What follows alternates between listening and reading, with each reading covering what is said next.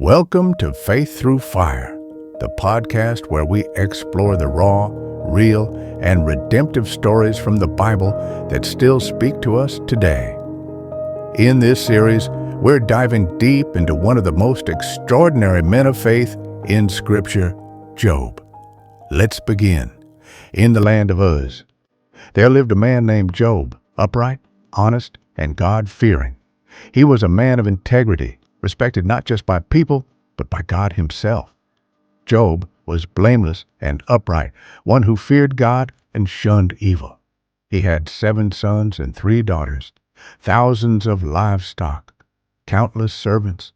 He was in every way the greatest man among all the people of the East. Yet, in the midst of all his wealth and success, Job remained humble and prayerful. Every morning, he rose early to offer burnt offerings to God, just in case his children sinned in their hearts. He wasn't just wealthy, he was righteous. Now, here's where the story shifts. Picture this: a meeting in the heavens. Angels stand before God, and among them is someone else, Satan. God says, "Have you seen my servant Job?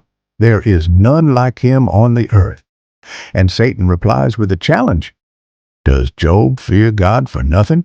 Stretch out your hand and take away everything he has, and he will surely curse you to your face. And with that, God allows Satan to test Job, but not touch his life. The first test. In one day, yes, one single day, Job loses everything. Raiders steal his oxen and donkeys. Fire from heaven burns up his sheep and servants. Another group steals his camels. Then the worst. A mighty wind collapses the house where his children were feasting. All 10 of them die. Just imagine that. How does Job respond? He tears his robe, shaves his head, and falls to the ground. But not in anger. He worships. Naked I came from my mother's womb, and naked I shall return. The Lord gave, and the Lord has taken away. Blessed be the name of the Lord.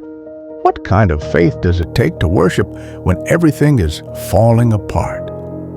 Job's story isn't about perfect circumstances. It's about unshakable trust, the kind that doesn't depend on blessings, but on the character of God.